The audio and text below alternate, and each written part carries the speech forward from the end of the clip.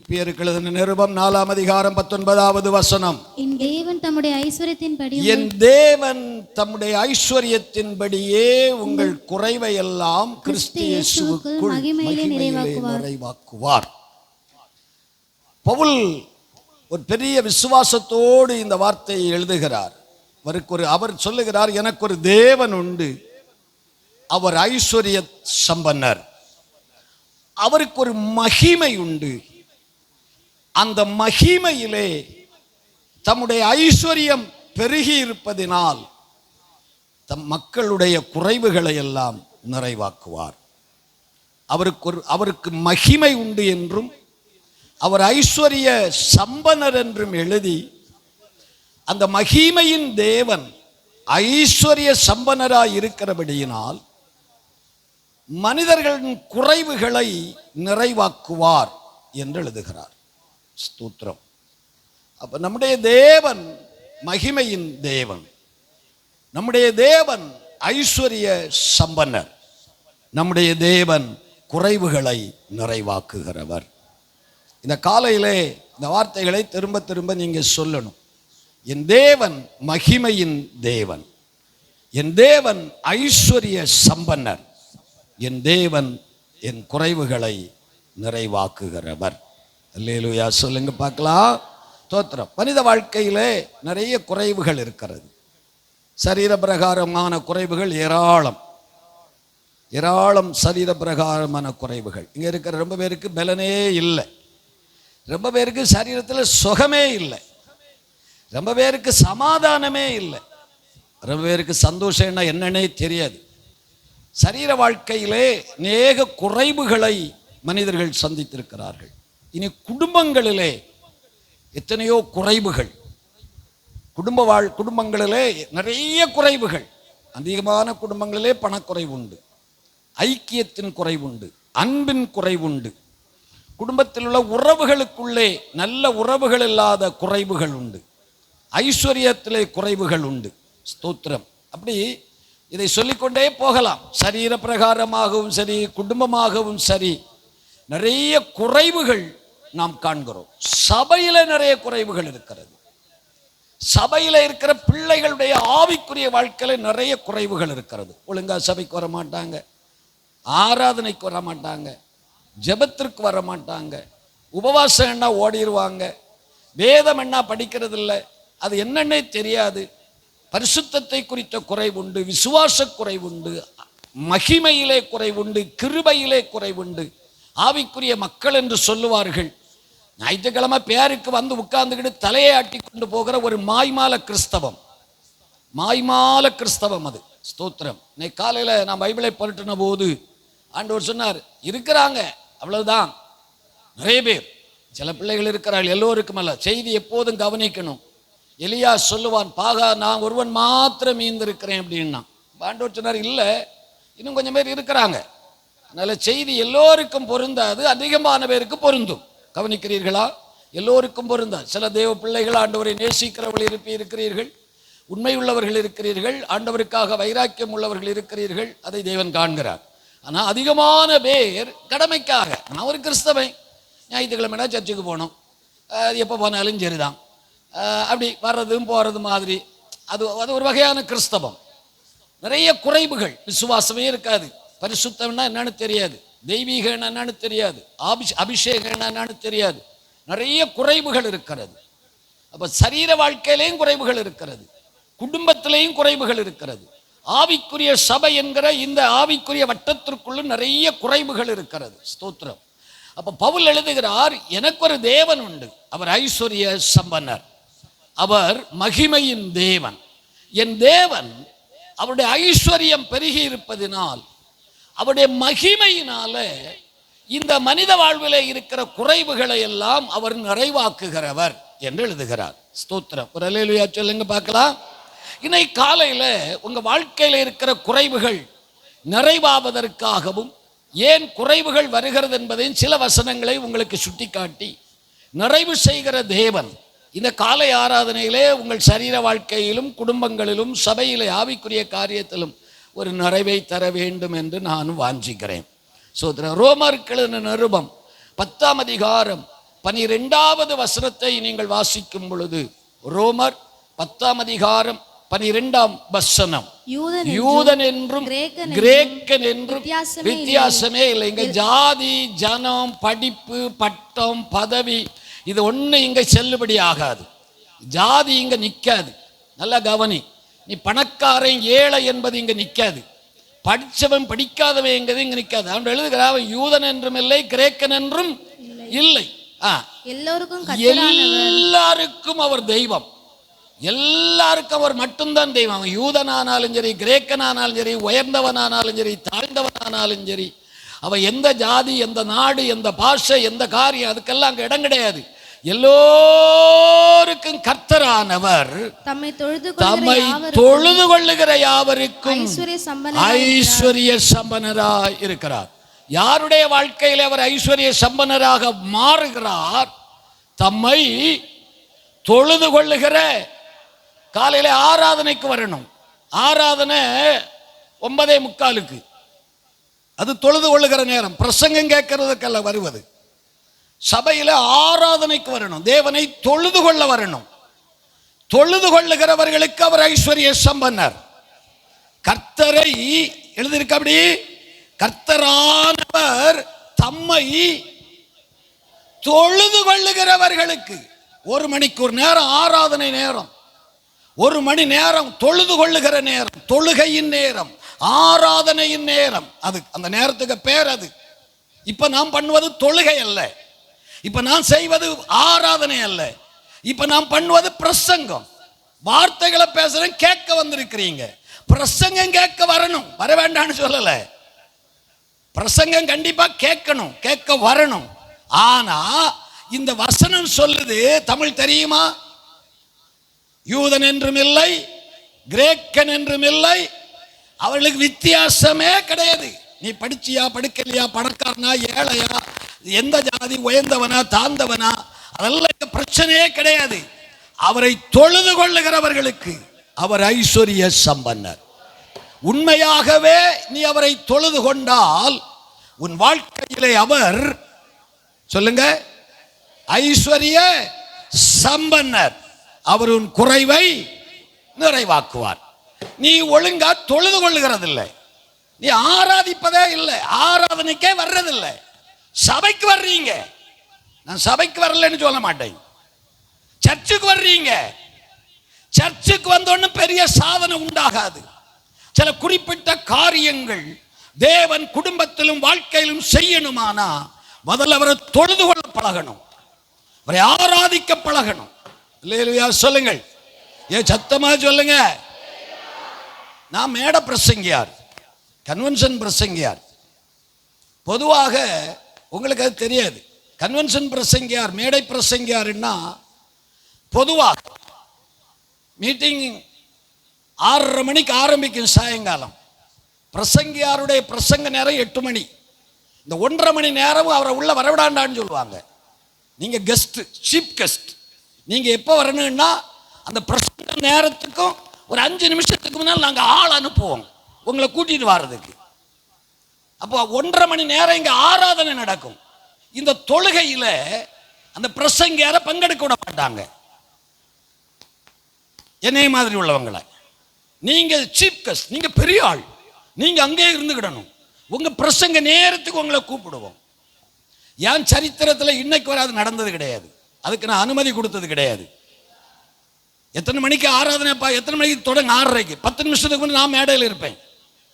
தொழுது கொள்ளுகிறவர்களுக்கு ஐஸ்வர்ய சம்பன்னர். சர்ச்சுக்கு வர்றவங்களுக்கு அல்ல, கிறிஸ்தவர்களுக்கு அல்ல அவர் ஐஸ்வர்ய சம்பன்னர். ஹலோ, அந்த வசனத்தை நல்லா தமிழ்ல படிங்க. எல்லோருக்கும் கர்த்தரானவர் தம்மை தொழுது கொள்ளுகிற யாவருக்கும். இன்னைக்கு காலையில கர்த்தரை தொழுது கொள்ள வந்த பிள்ளைகள் கையை தூக்கி ஒரு அல்லேலூயா சொல்லு பார்க்கலாம். 1 மணிக்கு 1.25 மணி நேரம் கர்த்தரை ஆராதனை பண்ணணும். 1.25 மணி நேரம் கர்த்தரை தொழுது கொண்டோம். தொழுது கொண்ட உனக்கு அவர் ஐஸ்வர்ய சம்பன்னர். என் பைபிள் ஒரு நாளும் பொய் சொல்லாது. உன் கையில் இருக்கிற பைபிள் கதை புஸ்தகமா இருக்கலாம். என் கையில் இருக்கிற பைபிள் பரிசுத்த ஆவியானவர் எழுதினது, பரலோக தேவன் எழுதினது. இதை ஒருவராலும் மாற்ற முடியாது. வானம் ஒளியும் பூமி ஒளியும், இதில் உள்ள ஒரு எழுத்து கூட அவமாய் போகாது. கர்த்தரை தொழுது கொள்ளுகிற பிள்ளைகள் பாக்கியவான்கள்.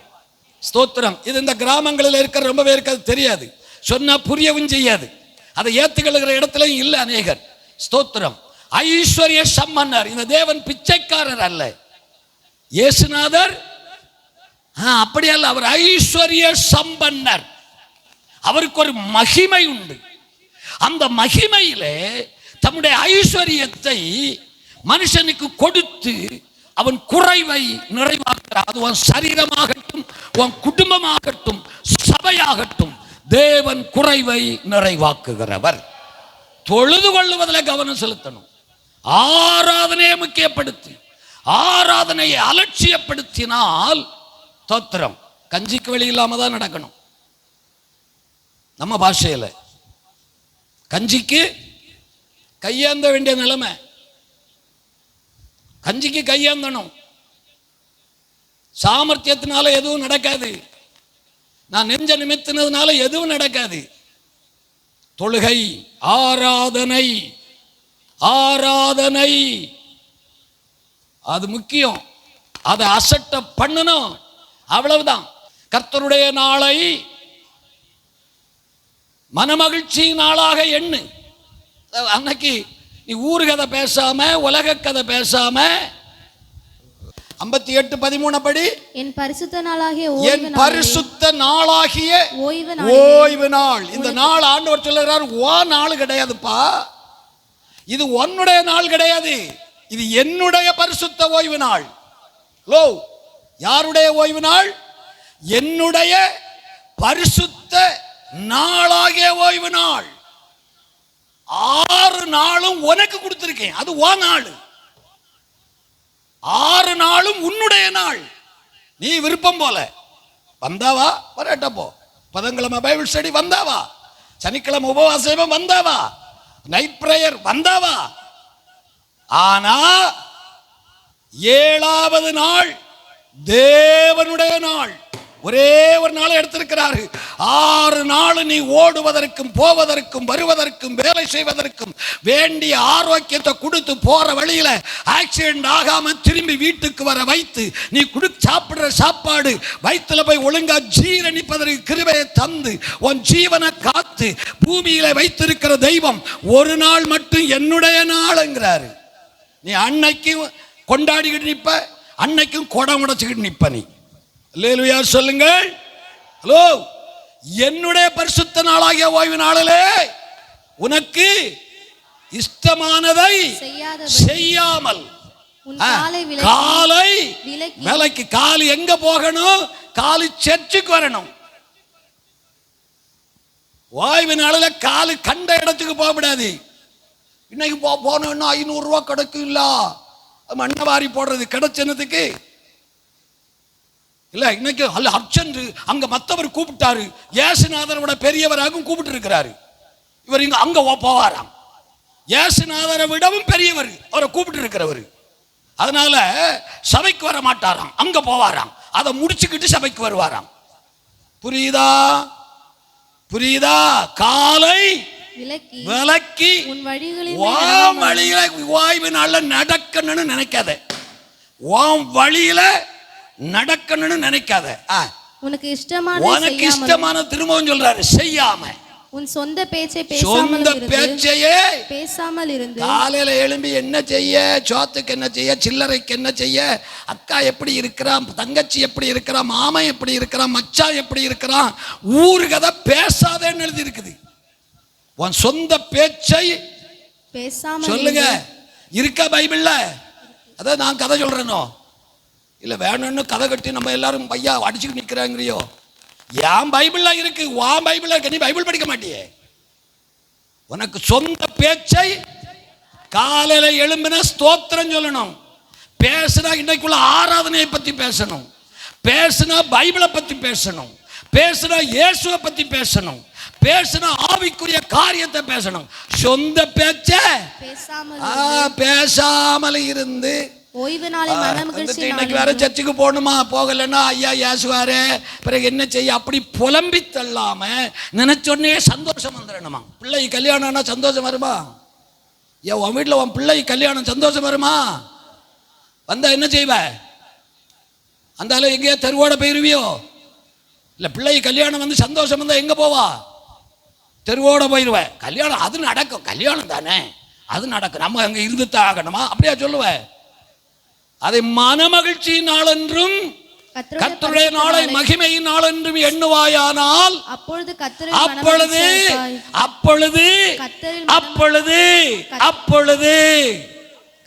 மனமகிழ்ச்சியா இருப்பாய். எப்படி இருப்பா? கர்த்தரில்.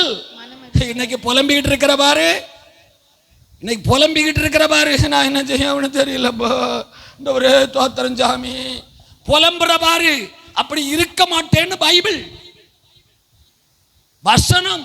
அப்பொழுது கர்த்தரில் மகிழ்ச்சியாயிருப்பாய், பூமியின் உயர்ந்த இடங்களில் உன்னை ஏறி இருக்கும்படி செய்து தகப்பனாகிய யாக்கோபனுடைய சுதந்திரத்தினாலே உன்னை போஷிப்பார். உன் குறைவு நிறைவாயிரும். உன்னை எந்த ஸ்தானத்தில் கொண்டு வைக்கணுமோ அங்க வைப்பார். அது ஒன்னால அல்ல, நீ அவருடைய நாளை, கர்த்தருடைய நாளை வஞ்சிக்காம திருடாம அன்னைக்கு வேற வித்த காட்டாம இயேசுநாதரை விட பெரிய ஆட்கள் எனக்கு இருக்கிறாங்கன்னு நெஞ்ச நிமித்தாம, அது கர்த்தருடைய நாள், அது பரிசுத்த நாள், அது ஓய்வு நாள், அது மனமகிழ்ச்சியின் நாள். அன்னைக்கு ஒழுங்கா நேரத்தோட சபைகளை போய் அப்பாவை தொழுது கொள்ளணும், அவரை ஆராதிக்கணும். அவரை தொழுது கொள்ளுகிற பிள்ளைகளுக்கு அவர் ஐஸ்வர்ய சம்பன்னராய் இருக்கிறார். என் சரீரத்தில் இருக்கிற குறை, என் குடும்பத்தில் இருக்கிற குறை, நான் இருக்கிற ஆவிக்குரிய வாழ்வின் குறை எல்லாத்தையும் நிறைவாக்கணுமானா நான் ஒழுங்கா போய் அப்பாவை சொல்லுங்க தொழுது கொள்ளணும். அவர் ஐஸ்வர்ய சம்பன்னர், ஐஸ்வர்ய சம்பன்னர். உன் குறைவெல்லாம் அவருக்கு ஒரு பெரிய மேட்டரே கிடையாது. உன் சரீரத்துக்கு பலவீனம், வியாதி, அது அவருக்கு ஒரு பெரிய மேட்டரே கிடையாது. இயேசுநாதருக்கு அது ஒரு பிரச்சனையே கிடையாது. உன் குடும்பத்தில் இருக்கிற பண கஷ்டம் அது ஒரு மேட்டரே கிடையாது. ஹலோ, அடுத்த வேலைக்கு என்ன செய்வேன், கையை விரிக்கிற பாரு, அப்படி கேள்வியே வராது, கேள்வியே வராது. குறைவை நிறைவாக்கும் ஒரு தெய்வம் அவர் இயேசு. அவர் இயேசு குறைவை நிறைவாக்கும் தெய்வம் இயேசு.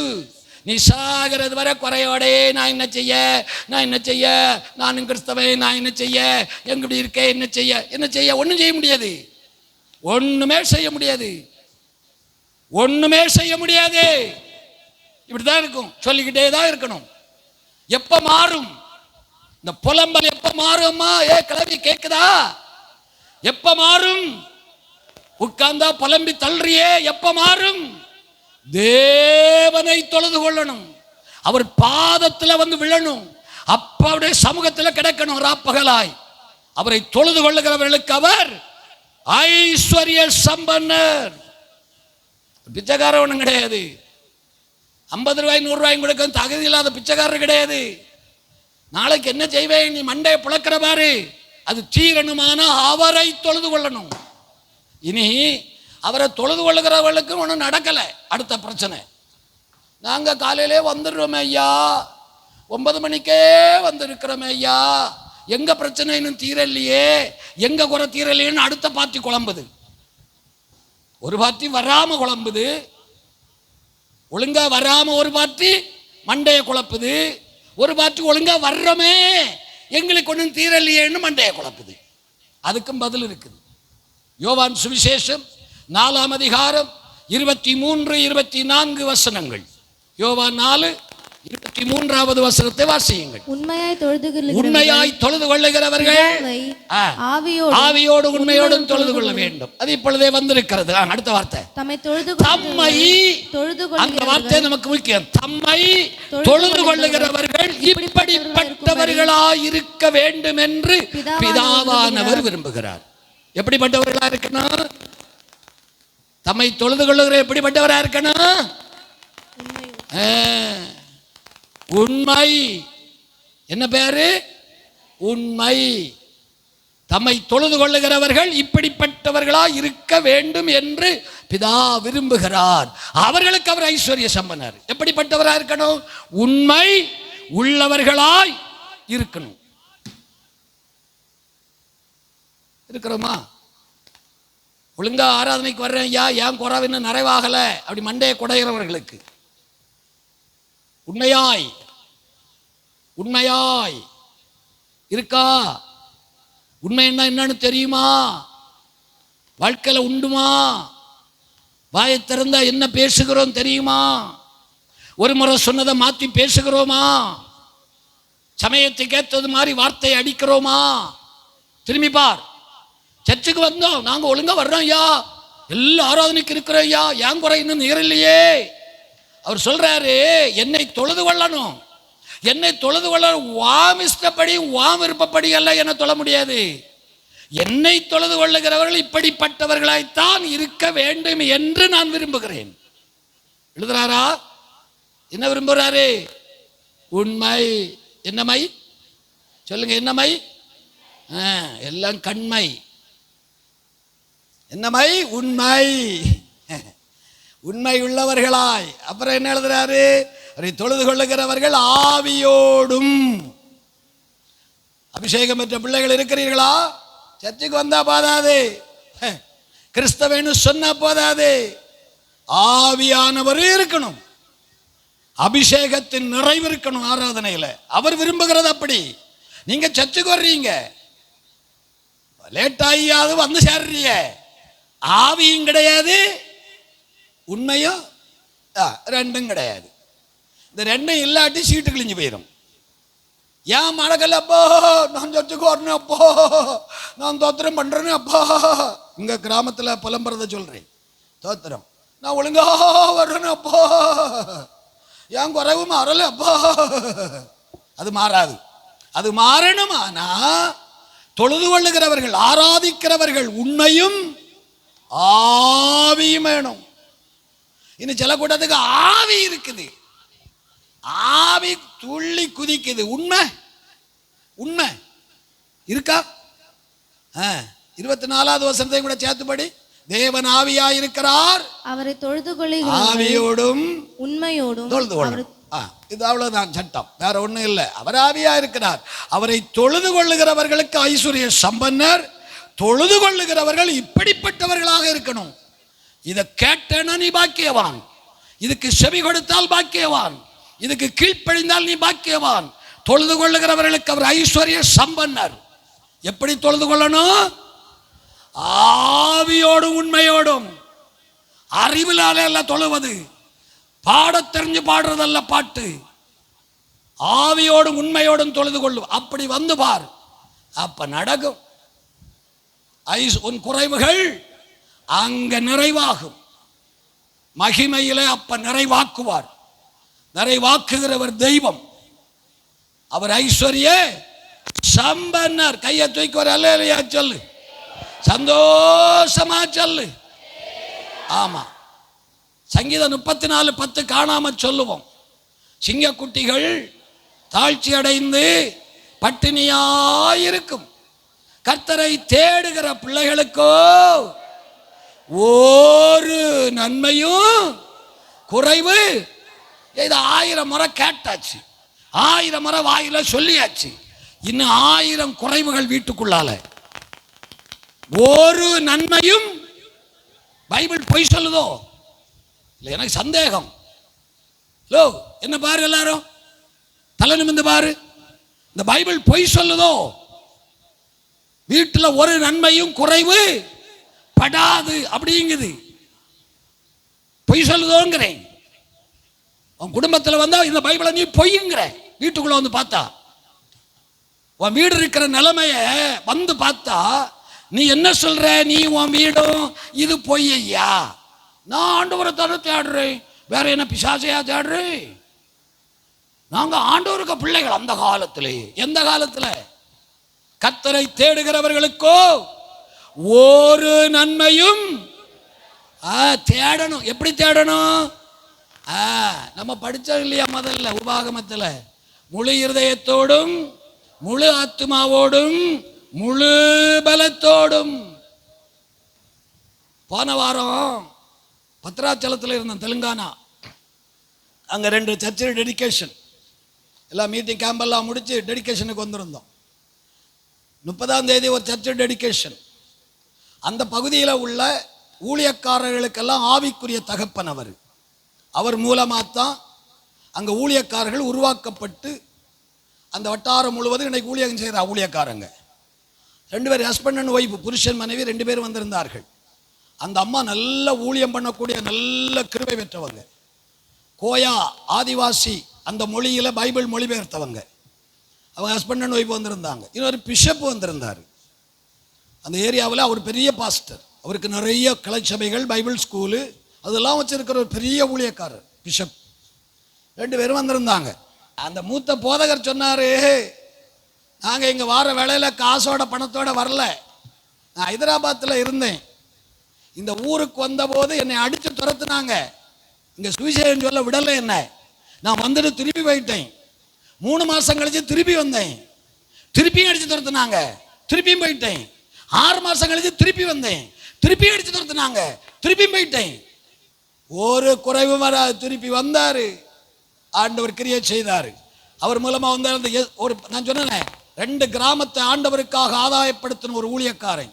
படிக்காதவன், பள்ளிக்கூடம் போகாதவன், எழுத வாசிக்க ஒழுங்கா தெரியாது. கேக்குதா கேக்குதா? எழுத வாசிக்க ஒழுங்கா தெரியாது. பள்ளிக்கூடத்தில் போய் படிக்கல, பள்ளிக்கூடத்தில் படிக்கல. 40 வருஷம் கிறிஸ்தவம், 30 வருஷம் ஞானஸ்நானம் எடுத்து குடும்பத்தில் இன்னும் குறைகள் 1000, ஒரு மாற்றமும் இல்லை. புறஜாதியான் பார்த்து பரிகசிக்கிறான், கேவலமா பேசுறான். சபைக்கு போறாவளாம், சபைக்கு கேடுகட்ட ஜென்மம், பெந்தேகோஸ்து சபைக்கு போறாவளாம், புறஜாதியான் சொல்லி பரிகசிக்கிறான். சூடு வரணும், சூடு வரணும். அந்த ஊழியக்காரே 2 கிராமம், 2 பெரிய சபை, இதே போல 2 சபை கட்டி இருக்கிறோம், கட்டி கொடுத்தோம். அவன் சொல்றான், அந்த ஆளை பத்தி அவர் சொல்றாரு, அந்த மூத்த போதகர். அவர் யார் தெரியுமா? தேசராவுக்கு 2 பெரிய சர்ச்சு கொடுத்துருக்கிறீங்க, 2 ஊரையே சொந்தமாக்கி இருக்கிறாரு. அவர் யார் தெரியுமா? அவர் கிறிஸ்தவராக மாறினதுனால ஊர்ல அடி வாங்கி ரத்தம் சிந்தி சொத்து வீடு சகலவற்றையும் விட்டுவிட்டு இந்த இயேசு எனக்கு போதும், இயேசு மட்டும் போதும் என்று குழந்தைகளை தூக்கி தோல்ல போட்டு இரத்த கரையோடு கூட உடுத்திருந்த துணியோடு கூட சத்தீஸ்கர் மாநிலத்தை விட்டு ஓடி ஆந்திராவுக்கு வந்து சேர்ந்த ஒரு மனுஷன். அவருக்கு சொத்தெல்லாம் சத்தீஸ்கரோட போச்சுது, வீடு போச்சுது, எல்லாவற்றையும் விட்டு விட்டு உடுத்திருந்த துணியோடு இரத்த கரைகளோடு அடி, அவ்வளவு அடி. கர்த்தரை தேடுகிற பிள்ளைகளுக்கு ஒரு நன்மையும் குறைபடாது. அது முழு இருதயத்தோட தேடணும், முழு ஆத்மாவோட தேடணும், முழு பலத்தோட தேடணும். நாக்கில தேடப்படாது, மண்டையில வச்சு தேடப்படாது. கோபம் வருது, ஒரு அல்லேலூயா சொல்லுங்கள். தேடுகிறதெல்லாம் மண்டைக்குள்ள இருந்து தேடுது இயேசுநாதரே. நாக்கில வச்சு தோத்திரம் சொல்லுது. இருதயம் பிசாசின் ஆவிகளினால் நிரம்பி இருக்கிறது. குடும்பத்தில் ஒரு மாற்றம் இல்லை, வாழ்க்கையில ஒரு மாற்றம் இல்லை. உன் குறைவுகளை நிறைவாக்க என் தேவன் ஐஸ்வர்ய சம்பன்னர், ஐஸ்வர்ய சம்பன்னர். நீ புலம்புகிறத நிறுத்து. உன் இருதயம் சரியில்லை, உன் இருதயத்தில் இயேசு இல்லை, நாக்கில இயேசு இருக்கிறார், உன் மண்டையில இயேசு இருக்கிறார். எல்லாத்தையும் விட்டுக்கிட்டு உடுத்த துணியோட, கிழிஞ்சு போன துணியோட வந்தவர்கள். அடுத்த வேளை சோத்துக்கு ஒன்றும் இல்லை, எங்க தங்குவான்னு தெரியாது, என்ன சாப்பிடுவான்னு தெரியாது. அப்படி வந்தவர் இன்னைக்கு 2 கிராமத்திலே ஒவ்வொரு கிராமத்திலே 400க்கும் அதிகமான விசுவாசிகள் இருப்பாங்க. சபைக்கு போக ஆரம்பிச்சு எத்தனை வருஷம், எத்தனை பேரை கொண்டு வந்திருக்கிறாய்? உன் குடும்பமே சபைக்கு வரல. கேக்குதா? அங்க பிசாசு இருக்கிறான் வீட்டுக்குள்ளால. நீ நினைக்கிற எங்க பிள்ளைகள் தங்கம், ஒரு மண்ணும் கிடையாது, களிமண்ணு, மண்ணாங்கட்டி, குப்பை. அல்லேலூயா சொல்லு, சத்தமா சொல்லு. இவங்களுக்கு என்ன நினைப்பணும், உங்களுக்கெல்லாம் என்ன நினைப்பண்ணா, வியாதிக்கிட்டு உங்களுக்கு ஒரு தண்ணியை ஊற்றுறோம், உங்களுக்கு போல நல்ல யாரும் இல்லை. சபைக்கு வராதவன நல்ல வேணும் நீ சொல்லுவ, சபையில வந்து தேவனை ஆராதிக்கிறவனு நல்ல வேணும் வாயை திறந்து நீ சொல்லுவ. இயேசுநாதரை ஒருவனை தவிர நல்லவன் ஒருவனும் இல்லை. அடுத்த நல்லவன் உடனே அவன் சபைக்கு வரணும். அவனை நல்லவன் ஆக்குகிறவர் தெய்வம். அவரால் மட்டும்தான் ஒரு மனுஷன் நல்லவனாக முடியும். அவரை தேடாத ஒருவனும் நல்லவன் அல்ல. இப்படி சொல்லக்கூடாது. நல்லா கவனி, ஒரு அல்லேலூயா சொல்ல பார்க்கலாம். தேடுகிறவர்களுக்கு ஒரு நன்மையும் குறைவுபடாது, குறைவெல்லாம் நிறைவாகும். இது எத்தனையோ முறை கேட்டது தான், இருக்கட்டும். ஆனால் இன்னைக்கு காலையில் என்னமோ சொல்றாரு ஆண்டவர். யாருக்கு சொல்றாருன்னு தெரியாது. நீ முழு இருதயத்தோட, முழு ஆத்மாவோட, முழு பலத்தோட அவரை தேடு. ஒழுங்கா உண்மையாய் ஆவியின் கிருபை பெற்று அவரை தொழுதுகொள். என் தேவன் ஐஸ்வர்ய சம்பன்னர், என் தேவனை. இது ஏன் சாமர்த்தியம் ஒன்றும் கிடையாது. நான் சொன்னதுனால எதுவும் வரப்போறது கிடையாது. இனி ஐயா கையை வச்சிடணும், ஐயா கையை வச்சு ஒன்றும் ஆக போறதில்லை. ஆகணும், ஆனா நீ தான் சரியாகணும். நீ எப்ப சரியாகிறாயோ அப்ப என் தெய்வம் ஐஸ்வர்ய சம்பன்னராய் உன் வாழ்க்கையில குடும்பத்தில் செயல்படுவார். அல்லேலூயாவா இருக்கிறோமா? என் தேவன் தம்முடைய மகிமை செல்வத்தினார், என் தேவன் தம்முடைய மகிமை செல்வத்தினார் குறைகளையே கிறிஸ்துவுக்குள் நிறைவாக்கி நடத்திடுவார். குறைகளையே கிறிஸ்துவுக்குள் நடத்துகிறார். சிங்கக்குட்டிகள் ஆண்டவரை தேடுவோர்க்கு கூரை இல்லையே. சிங்கக்குட்டிகள் பட்டினி கிடக்கும், ஆண்டவரை தேடுவோர்க்கு கூரை இல்லையே, கூரை இல்லையே, கூரை இல்லையே. ஆண்டவரை தேடுவோர்க்கு கூரை இல்லையே. ஓ கூரை இல்லையே, கூரை இல்லையே. ஆண்டவரை தேடுவோர்க்கு ஓ ஒரு அல்லேலூயா சொல்லுவோம். என்ன இல்லை, என்ன இல்லை சொல்லுங்க. குறைவே. கர்த்தர் என்னை அப்படி வச்சிருக்கிறாருன்னு சொல்ல முடியுமா? கர்த்தர் என் குடும்பத்தை அப்படி வச்சிருக்கிறாருன்னு சொல்ல முடியுமா? யாவைக்குரிய வாழ்க்கை அப்படி வச்சிருக்காருன்னு சொல்ல முடியுமா? இல்லாட்டா இன்னைக்கு மனம் திரும்பிடணும். இன்னைக்கு ஆண்டுடைய பாத்திரம் சாஷ்டாங்கமா விழுந்துடணும். செய்தியை கேட்குமா இருதயத்தை கடினப்படுத்த விடாது. இருதயத்தை ஆலோசனையை கேட்கும் போது இருதயத்தை கடினப்படுத்திட விடாது, கடினப்படுத்திட விடாது. அவர் சொல்லுவார், நமக்குன்னா எனக்கு ஒரு சகோதரி உண்டு, என் பிள்ளை. ஊழியர் மீட்டிங்கில் நான் செய்தி கொடுத்துக்கிட்டு கீழே இறங்குவேன். இந்த பக்கம் வந்தோடனே அவள் சொல்லுவா, என் பிள்ளை தான். அவர் அப்படித்தான் பேசுவார், நீங்கள் உங்கள் காரியத்தை பாருங்க.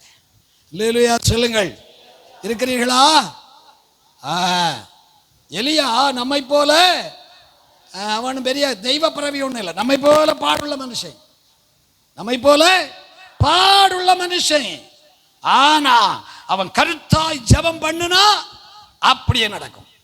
அவன் ஒரு ஜெபம் பண்ணுனா அப்படியே. சொல்லுங்க, நீங்களும் சொல்லுங்களேன். நான் ஜெபம் பண்ணுனா அப்படியே. எப்படி? இப்படிதான் நான் நடந்துகிட்டு இருக்கேன். இது போல நானும் 10 வருஷமா ஜெபம் பண்ணத்தான் செய்கிறேன். என் பிள்ளை சர்ச்சுக்கு வரணும்னு 30 வருஷமா ஜெபம் பண்ணுறேன். பண்ணி அல்லேலூயா சொல்லுங்கள். அந்த பண்ணியெல்லாம் சபைக்கு வராது. நீ ஜெபம் பண்ணினா தோத்திரம் மாறணும். பைபிளை பொய்யனாக்கப்படாது. தேவநாமம் தூஷிக்கப்படுவதற்கான வாழ்க்கை உங்க தலைமுறைகள் வரக்கூடாது. உங்களுக்கு தெரியுமா என்னுடைய அனுபவம்? எங்க அம்மா சாமியாடி, எங்க அப்பன் கொலகாரன், நான் பிச்சைக்காரன், தெருவில் சாக்கடையில் கிடந்தவன், சாராய் மித்து நாரி ஊறி போனவன். 13 வயசுல சாராய் வியாபாரம் பண்ண ஆரம்பிச்சவன். பானையா போட்டு எங்க ஊர் தொழிலே அது, எங்க மக்களுடைய தொழிலே அது பனைமரம். பனை வெல்லமும் பதநீரும் சுத்தமாக கிடைக்கும். ஒரிஜினல் பனை வெள்ளத்தில் ஒரிஜினல் பதநீரில் சாராயம் எடுத்தவன். பானையா மண்ணில் புதைச்சி போட்டுக்கிட்டு எடுத்து வித்திட்டு கிடந்தவன். பிச்சைக்காரனா கிடந்தவன், சாக்கடையில் கிடந்தவன். தோத்திரம். நான் ரட்சிக்கப்பட்டேன். நான் ஒரு அப்போஸ்தலர் பவுல் சொல்லுவார் இல்லையா, ரட்சிக்கப்பட நாங்கள் என்ன செய்ய வேண்டும்? கர்த்தராகிய இயேசு கிறிஸ்துவை விசுவாசி. அப்ப நீ மட்டும்தான் ரட்சிக்கப்படுவ. உன் பிள்ளைகள் சபைக்கு வரவே வராது. உன் தலைமுறை ஒன்றும் சர்ச்சுக்கு வராது. நீ மட்டும் சர்ச்சுக்கு வருவ. அப்படி சொல்லல. நீ இயேசு கிறிஸ்துவை விசுவாசி. அப்பொழுது லோ ஏகா கிளவி என்ன பாரு, இயேசுவை விசுவாசி, அப்பொழுது நீயும் உன் வீட்டாரும் அப்படி வரணும், அப்படி வரணும். நான் ஒரு நாள் இந்த வசனத்தை அப்படி ரட்சிக்கப்பட்ட புதுசு, அப்போதான் சாட்சி சொல்லி பிரசங்கம், சின்ன பிரசங்கம் பண்ண ஆரம்பிச்சிருந்தேன். நான் காலம் 6 மாதம் ஆகலை.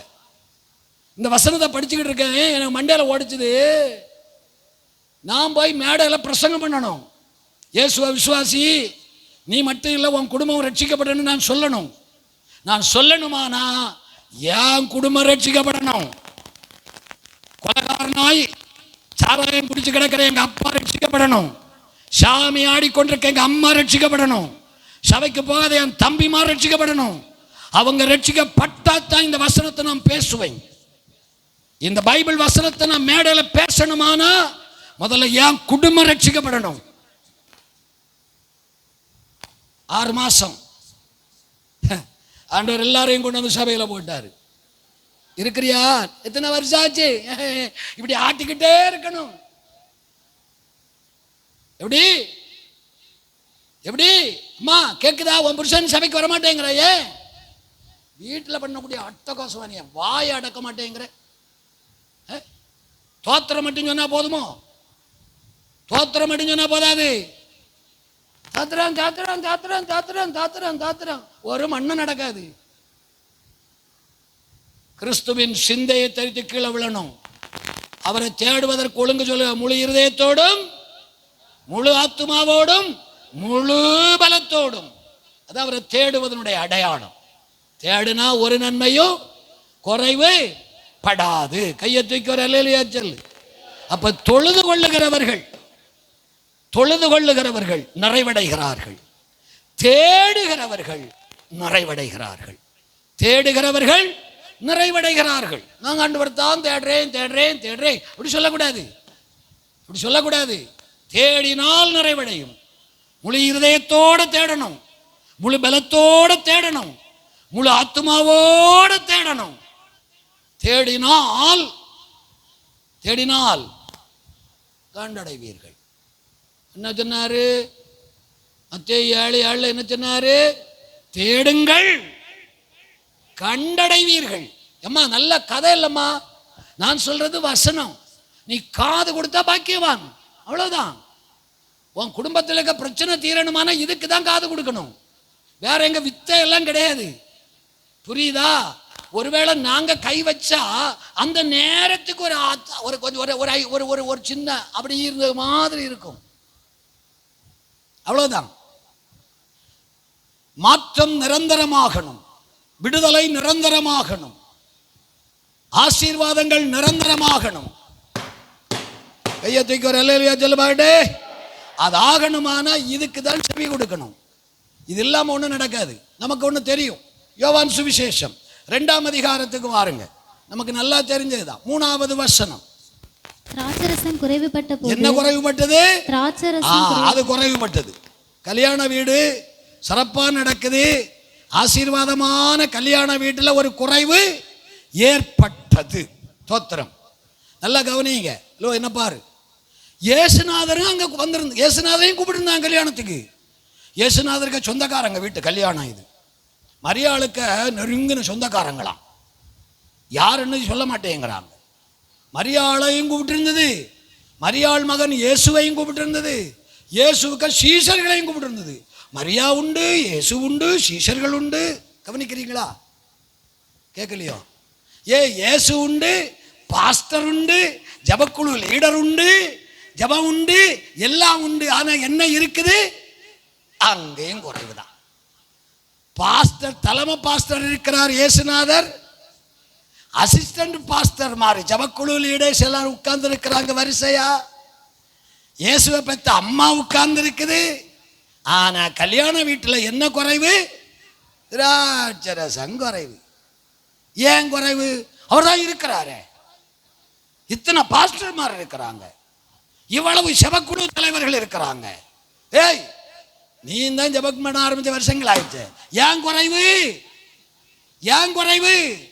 கல்யாண விருந்துக்கு கல்யாணத்துக்கு நல்ல கவனி என்ன கவனி, கல்யாணத்துக்கு இயேசுநாதரையும் மரியாளையும் மட்டும் அல்ல கூப்பிட்டு இருந்தது, 1000 காடாவது கல்யாணத்துக்கு அடிச்சிருப்பா. ஒரு அல்லேலூயா சொல்லுங்கள்.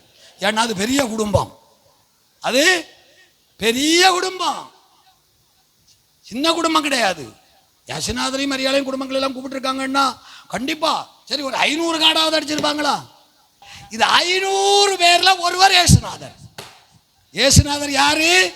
அந்த குடும்பத்தாருக்கு இயேசுநாதர் யாரு? 500 பேர்ல ஒரு ஆளு, அவ்வளவுதான். அங்க வந்திருந்த மாமனை போல, மச்சானை போல, நண்பனை போல, சொந்தக்காரனை போல, சித்தப்பனை போல, தாத்தாவை போல, அண்ணனை போல, தம்பியை போல இயேசுவும் ஒருவேளை உறவு முறையில் வச்சுக்கிடுங்களேன். அந்த ஆளு மரியாளுக்கு அண்ணன் வச்சுக்கிடுங்களேன், மரியாளுக்கு அண்ணன் வச்சு நெருங்கின உறவுன்னு தான் சொல்றாங்க. மரியாளுக்கு அண்ணன் வச்சுக்கிடுங்க. அப்ப என்ன உறவு இருக்கும்? இயேசுநாதருக்கு தாய் மாமன் பொண்ணுக்கு கல்யாணம். இயேசுநாதர் இப்ப யாரா வந்து நிக்கிறாருங்க? அவ்வளவுதான். இயேசுநாதர் யாரு? வாழ்க்கையில இயேசுநாதர் யாரா இருக்கிறார்? ஹலோ சகோதரி, உங்களை தான் கேட்கிறேன். இயேசுநாதர் உன் வாழ்க்கையில் யாராக இருக்கிறார்?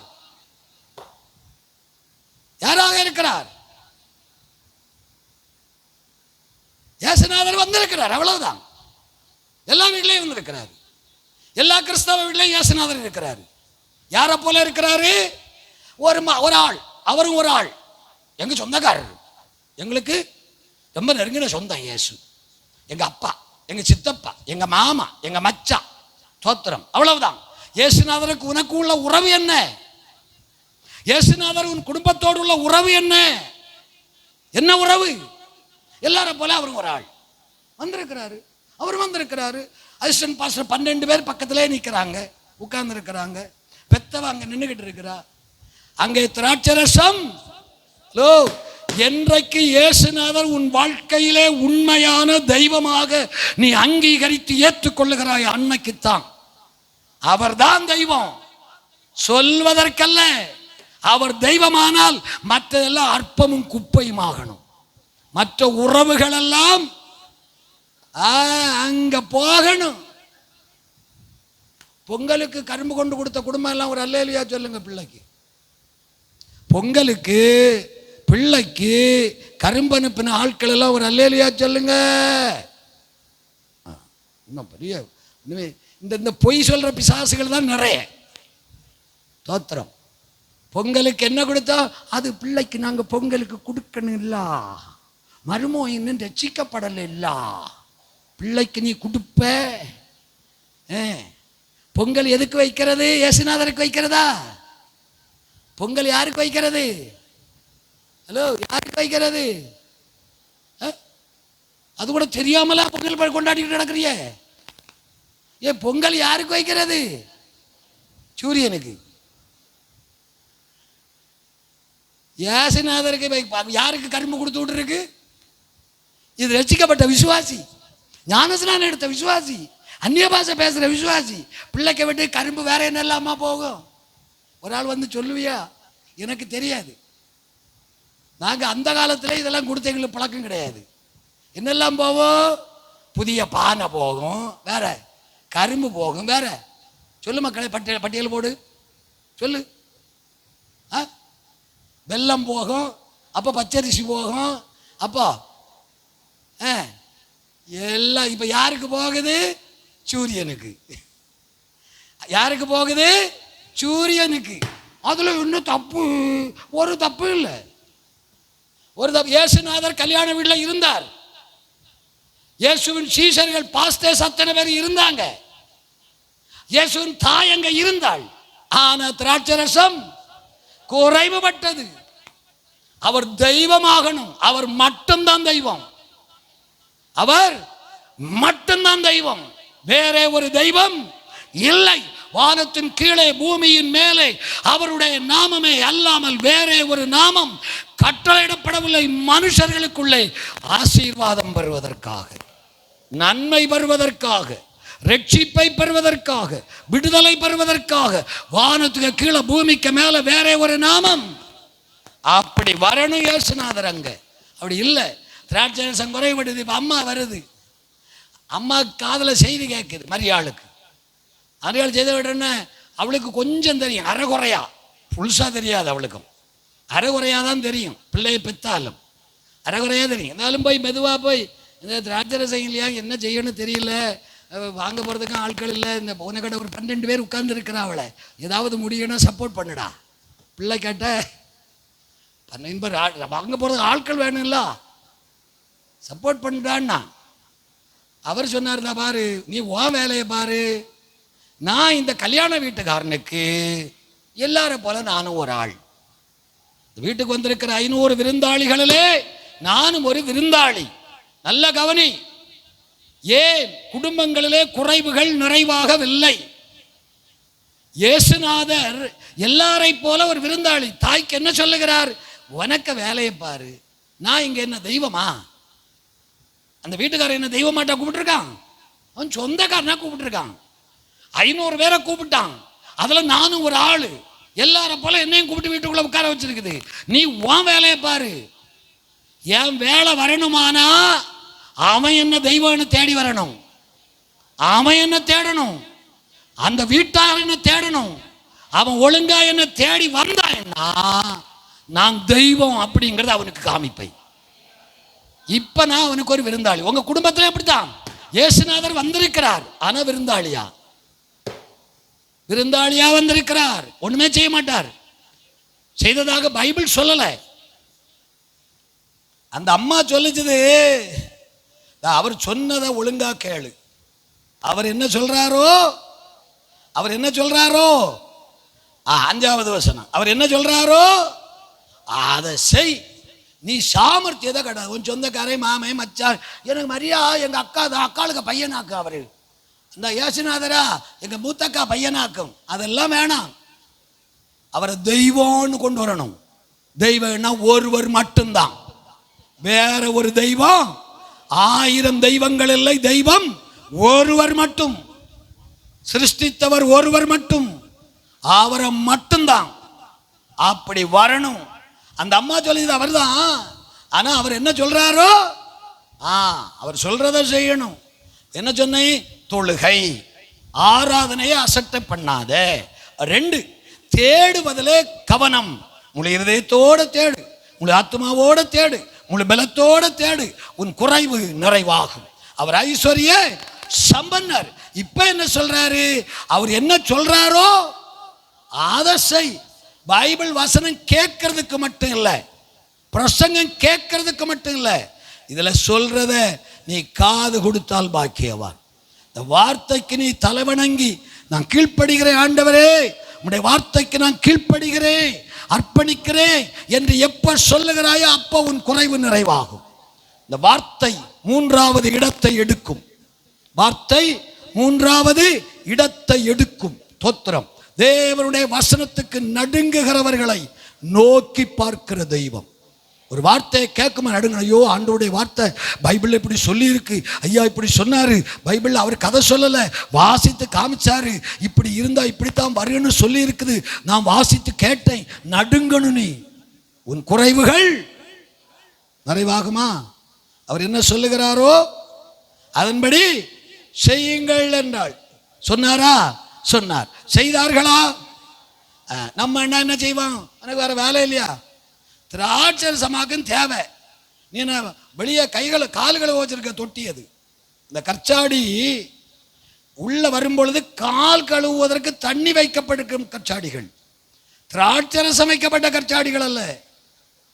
கால் கழுவுவதற்கு தண்ணி வைக்கப்பட்ட புறம்பே கிடந்த கற்சாடிகள். அதுல தண்ணியை நிரப்புவோமா? அது எப்படி? தேவை என்னது? தேவை என்னது? திராட்சரசம். ஐயா சொல்றது என்னது? சாமி என்ன சொல்றாரு? தண்ணிய நீ என்ன சொல்லுவ? என்ன லூசா? திராட்சரசம் தேவைன்னா அதுக்கு ஏற்பாடு பண்றதை விட்டுட்டு என்ன நிரப்ப சொல்றாரு? ஏ அம்மா என்ன கேட்கிறியா? ஐயா என்ன கேட்கிறியா? இயேசுநாதர் சொன்னாரு திராட்சரசமா? சரியப்பா, ஏய் 12 பேரையும் கூப்பிட்டு, அந்த கடையில் போய் கொஞ்சம் ஒரு ஒரு ஒரு ஒரு 100 லிட்டர் வாங்கிட்டு வாடா. யூதாசு, நீ தானே பணம் போய் வச்சிருப்ப, அவன்கிட்ட பணம் இருக்கான்னு பாரு. இல்லையா? அந்தால இந்தா வச்சுக்கா, நீ போய் பொண்ணை வாங்கிட்டு வா. அப்படி சொல்லி இருக்கணும். அப்படி சொல்லலை. என்ன சொன்னாரு? ஒழுங்கா ஜபத்துக்கு வாடினாரு, ஒழுங்கா உபவாசத்துக்கு வாடினாரு, ஒழுங்கா ஆராதனைக்கு வான்னு சொன்னாரு, ஒழுங்கா தொழுகை பண்ணுனாரு, உண்மையா தேடுனாரு. அவர் என்ன சொல்லுகிறாரோ அதன்படி செய்யுங்கள். சொன்னது பரியாசமா தோணும். மாறிடுமோ, நடந்துருமோ, நாங்க சபைக்கு போகலையோ, நாங்க தொழுது கொள்ளலையோ, நாங்க ஆராதனை செய்யலையா? நீ செய்தது சரியில்லை என்கிறார். நீ செய்த வழிமுறை சரியில்லை, தேடின வழிமுறை சரியில்லை, இருதயம் குணப்படலை, சிந்தை வேற. பைபிள் போய் சொல்லாது, பைபிள் போய் சொல்லாது. ஆமா, வாங்க மலைக்கு, நாளைக்கு கிளம்புறோம், இன்னைக்கு கிளம்பும், எங்க கூட வந்தா வாங்க, இந்த மக்களை வந்து பாரு. இப்போ ஒரு சர்ச்சு, இதே போல ஒரு பெரிய சர்ச்சு, அந்த படிக்காத ஊழியக்காரனுக்கு கரண்ட் கிடையாது, அந்த ஊருக்கே கரண்ட் கிடையாதுயா. கேக்குதா? அந்த ஊருக்கு கரண்டே கிடையாது, ரோடு கிடையாது. போன முறை போற நேரத்தில் வண்டி போகல, இந்த முறை கொஞ்சம் மண்ணை போட்டு லெவல் பண்ணி விட்டு இருந்தது கார் போறதுக்கு. போன உள்ள மெயின் ரோட்ல இருந்து வண்டி காரில் இப்பதான் போகும். நாங்க போனவர் இப்போ இந்த ஜனவரிக்கு பிறகு கரண்ட் இன்னும் கிடையாது. அங்கேயாக்கும் அவ்வளோ பெரிய சர்ச்சு. கேக்குதா? வசனம், வார்த்தை, இத விளையாட்டா நினைக்காதே. பரதேசியாய் தங்குகிற வீட்டில் இது உனக்கு கீதமாகணும். குறித்த ஜாமங்களுக்கு முன் உன் கண்கள் விழித்துக் கொள்ளணும். இதை வாசிப்பதற்காக. இதை வாசிக்கிறவன் பாக்கியவான், இதை கேட்கிறவன் பாக்கியவான், இதை கைக்கொள்ளுகிறவன் பாக்கியவான், இதன்படி நடக்கிறவன் பாக்கியவான், நேசிக்கிறவன் பாக்கியவான், தியானிக்கிறவன் பாக்கியவான். அவர் என்ன சொல்லுகிறாரோ அதன்படி செய்யுங்கள். வார்த்தையை முக்கியப்படுத்துங்கள், அசட்டை பண்ணாதிருங்கள். கர்த்தருடைய வசனம் ஒரு நாளும் வீணாய் போகாது. இன்னைக்கு காலையிலே அனுப்புகிறார். திறந்த இருதயத்தோட கேட்கிறவர்களுக்கு அது பலன் கொடுக்கும். சுத்த இருதயத்தோட வசனத்தை கேட்டால் வசனம் பலன் கொடுக்கும். ஏனோ தானோ என்று கேட்டால் அது பலன் கொடுக்காது. தோத்திரம். ஆண்டவர் சொல்லுகிறார், ஏசாயாவை கொண்டு மாரியும் உறைந்த மழையும் வானத்திலிருந்து இறங்கி பூமியை நனைத்து புல்லை முளைப்பிக்க செய்து விதைக்கிறவனுக்கு விதையையும் புசிக்கிறவனுக்கு ஆகாரத்தையும் கொடுக்கிறது எப்படி, அதுபோல என் வாயிலிருந்து புறப்படுகிற வசனமும் இருக்கும். அது வெறுமே திரும்பி வரவே வராது. இன்னை காலையில் நான் உங்களுக்கு சொல்லட்டும், பரிசுத்த ஆவியானவர் சபைக்கு சொல்லுகிறார், உன் குறைவை நிறைவாக்குகிறவர், உன் குடும்பத்தின் குறைவை நிறைவாக்குகிறவர், உன் ஆவிக்குரிய வாழும் குறைவுகளை நிறைவாக்குகிறவர், தம்முடைய ஐஸ்வர்ய சம்பனராகிய அவர், மகிமையின் செல்வமாகிய அவர் சொல்லுகிறார், என்னை முழு இருதயத்தோடு தேடு, முழு ஆத்மாவோடு தேடு, முழு பலத்தோடு தேடு, உண்மையாக என்னை ஆராதனை பண்ணு, என் வார்த்தைக்கு நீ செவி கொடு, உன் குறைவுகளை நான் நிறைவாக்கும் தெய்வம். கரமுயர்த்தி ஒரு அல்லேலூயா சொல்லுங்க பார்க்கலாம். அப்ப என்ன செய்யணும்? எங்க கிட்ட ஒண்ணு இல்ல, ஐயா ஜெபம் பண்ணுனா வந்துருமா போயிருமா, அது ஒரு சின்ன கிருபை நடக்கும், அவ்வளவுதான். எங்களுக்கு ஒரு தனி அதிகாரம் உண்டு. அதனால ஒன்றும் அது நிரந்தரமான வாழ்வுக்கு ஏதுவானது அல்ல. இயேசுநாதரிடத்திலே வந்தவர்கள், இயேசுநாதர் எனக்கு வல்லமை இருக்கிறது இந்த சுகமாகு என்று சொல்லவில்லை. வந்தவர்களுக்கெல்லாம் இயேசுநாதர் சொன்னார், உன் விசுவாசத்தின்படி உனக்காக கடவுது, நீ விசுவாசித்தால் மகிமையை காண்பாய், எனக்கு வல்லமை இருக்கிறது பெற்றுக்கொள், அப்படி அவர் சொல்லவில்லை. கவனிக்கிறீர்களா? காது கொடுக்குதா? காதுல ஏறுதா? இயேசுநாதர் வந்தவர்களுக்கு என்ன சொன்னாரு? நீ விசுவாசித்தால் மகிமையை காண்பாய், உன் விசுவாசத்தின்படி உனக்கு ஆக கடவுது. என்கிட்ட வந்ததுனால ஆயிரம்னு நினைச்சிடாத அப்படின்னாரு. எப்பாவது ஒரு நேரத்தில் ஒன்று நடக்கும், நாங்கள் தொட்டா ஒரு சுகம் நடக்கும். இயேசுநாதரையும் தொட்டு எப்போ ஒரு அற்புதம் நடந்தது. இயேசுநாதரையும் யாரையோ ஒன்றோ ரெண்டோ பேரை தொட்டு நடந்தது. ஆனா அதிகமான பேர்களுக்கு அவர் சொன்ன நல்ல வார்த்தை, நீ விசுவாசி, உன் விசுவாசம் அதுதான் உன்னை ரட்சிக்கும், அதுதான் உனக்கு நன்மையை தரும், அதுதான் உன்னை ஆசீர்வதிக்கும். உன் விசுவாசத்தை சரிபடுத்துனார். தோத்திரம். சரியா? இப்போ ஒரு காரியத்தை கூட சொல்லி நம்ம ஜெபம் பண்ணலாம் அப்படின்னு நினைக்கிறேன். என்னெல்லாம் பண்ணணும்? ஒழுங்கு ஆராதனை வரணும். தொழுகை முக்கியம். 9:45 தொழுகை ஆரம்பம். இந்த சபையினுடைய ஆராதனை நேரம் காலை 9. நல்லா சொல்லுங்க, பக்கத்து காலை கையை பிடி சொல்லு. நம்ம சபையினுடைய ஆராதனை நேரம் ஞாயிற்றுக்கிழமை காலை 9:45. காதில் உரைக்கிறது மாதிரி சொல்லு, ஏறுறது மாதிரி சொல்லு. 10:45 இல்லை, 9:45. பிரசங்க நேரம் வேற, பிரசங்க நேரம் வேற. இப்போ சூப்பர் பிரசங்கம் கேட்குறீங்க, இதுவும் பலன் செய்யும். ஆனால் முதல் பகுதி அங்கே போகணும். போயிட்டு தொழுகையில் முதலிடம் கொடுக்கணும். தேடுவர இருதயம் சரியாக இருக்கணும். அப்படியே வந்து இப்போ என் பிரசங்கம் வார்த்தை வசனத்துக்கும் செவி கொடுக்கணும். கொடுத்தால் குறைவுகள் நிறைவாகும். கண்டிப்பாக ஆகும். சந்தேகமே வேணாம், சந்தேகமே வேணாங்கிறேன். உனக்கு டவுட்டே வர வேணாம். உன் குடும்பத்தில் இருக்க எந்த காரியத்தையும் கர்த்தர் மாற்றுவார். உன்னை சுற்றி இருக்கிற எந்த சூழ்நிலையும் கர்த்தர் மாற்றுவார். உன் வாழ்க்கையில் இருக்கிற எந்த குறையையும் மாற்ற என் தெய்வம் ஐஸ்வர்ய சம்பன்னர். அதை மட்டும்தான் எங்களால் சொல்ல முடியும். அதுக்கு மேலே நீ அனுபவிப்பது ஒன்றை சார்ந்தது. நீ உன்னை எப்படி ஆண்டவர் பாதத்தில் கொடுக்குறியோ அப்படித்தான் நீ மாற முடியும். வேற எந்த வகையிலையுமே மாற்றம் வராது. இது கிறிஸ்தவம், ஆவிக்குரிய கிறிஸ்தவம் என்பது மந்திர வித்தையில இல்லை. அந்தா வருது, இப்போ வரும், ஆண்டவர் தருவாரு கொடுப்பாரு அப்படியெல்லாம் சொல்றதுல இல்லை. கொடுப்பார், தருவார். ஆனால் நம்ம சில ஒழுங்குக்கு கீழ்ப்படியணும், தலைவணங்கணும். அப்போ இதெல்லாம் நடக்கும். அல்லேலூயா சொல்லுங்கள். தோத்திரம். ஆமேனா? இருக்கிறீங்களா? போயிட்டீங்களா? இருக்கிறீங்களா? ஒரு காரியத்தை கூட சொல்லி முடிப்பேன். குறைவு நிறைவாவதற்கு என்ன செய்யணும்? என் வாழ்க்கையில் நிறைய இருக்குது சாமி அப்படின்னா, ஒன்று ஒழுங்கா ஆராதனை பண்ணு, உண்மையா தேடு, அவனுடைய வார்த்தைக்கு கவனமா செவி கொடு. 4வது சொல்லி முடிச்சிடுறேன். ஸ்தோத்திரம். பாருங்க, 1 ராஜாக்கள் 17ஆம் அதிகாரம் 12ஆம் வசனம். 1 ராஜாக்கள் 17ஆம் அதிகாரம் 12ஆம் வசனம். அதற்கு அவள் பானையில் ஒரு பிடி மாவு, பானையில ஒரு பிடி எவ்வளவு போலதான் இருக்கு, இவ்வளவு போல இருக்கு. ஒரு பிடி மாவு, கலயத்தில் கொஞ்சம் எண்ணெயுமே அல்ல. ஏக்கா ஒரு பிடின்னா எவ்வளவுக்கா?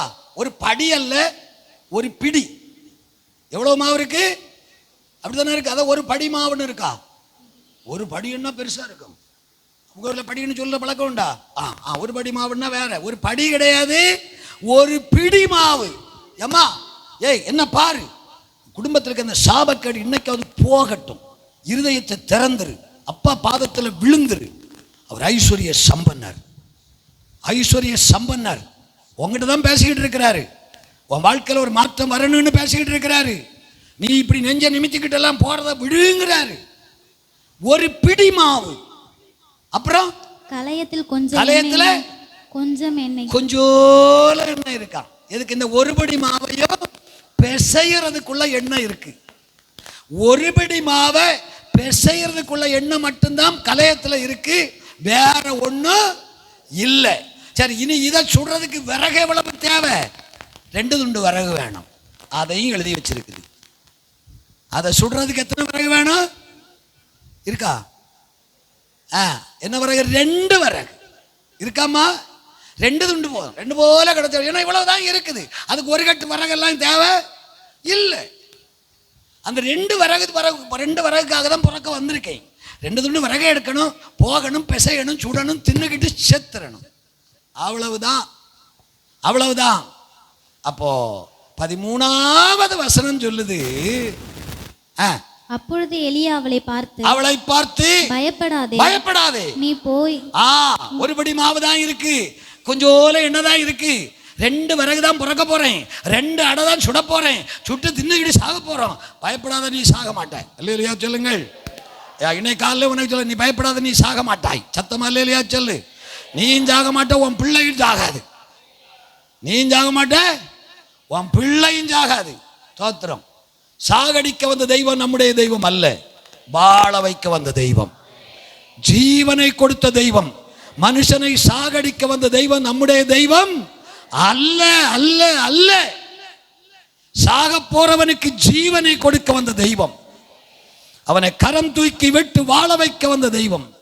சங்கீதக்காரன் சொல்லுவான், மரண வாசல்களில் இருந்து மனிதனை தூக்கி விட்டு ஜீவனை கொடுக்க வந்த தெய்வம் நம்முடைய தெய்வம். ஸ்தோத்திரம். என்ன சொல்லுகிறார்? இப்ப படிங்க. எலியா என்ன சொல்றாரு? எலியா அவளை பார்த்து பயப்படாதே, நீ போய் வார்த்தையின்படியே 2 அடைய சுற்று, 2 அடைய சுற்று. நீ ஒண்ணு பிள்ளைக்கு ஒண்ணு, எப்படியும் தின்னுக்கிட்டு சாகத்தான் சொல்லுங்க. நீயும் பிள்ளையும் சாகத்தான் போறீங்க. அது உங்க தீர்ப்பு இருக்கட்டும். நீங்க முடிவெடுத்தாச்சு, அவ்வளவுதான். இனிமே நம்ம குடும்பம் கரையாற போறது இல்லை. நம்ம வாழ்க்கை நீ அவ்வளவுதான். இனி நமக்கு எங்க போய் நம்ம சம்பாதிக்க போறோம், எங்க போய் நம்ம இதெல்லாம் தீர்க்க போறோம், எங்க இருந்து எல்லாம் வரப்போகுது. அப்படி நீ சொல்றது சரிதான், அப்படியே இருக்கட்டும். நீ சொல்றது போலவே இருக்கட்டும், வார்த்தையின்படியே இருக்கட்டும். அவ்வளவுதான். நம்ம குடும்பம் ஏதோ போகும் சாமி, அவ்வளவுதான் சொல்லிக்கிட்டு இருக்கல. சரி, அப்படியே இருக்கட்டும், வான் சொல்லுபடியே இருக்கட்டும். ஸ்தோத்திரம். இனி நம்ம குடும்பம் கரையாறாது சாமி. என் வீட்டுக்காரன் சபைக்கு வரமாட்டான் சாமி. என் பையன் சொன்னா கேட்க மாட்டான் சாமி. என் கடன் பிரச்சனை தீராது சாமி. என் சரீரத்துக்கு வியாதி சுகம் ஆகாது சாமி. இந்த வியாதியிலே நான் சாக வேண்டியதான் சாமி. சொன்னது போலவே இருக்கட்டும், சொன்னது போலவே. அப்படிதானே சொல்றான்.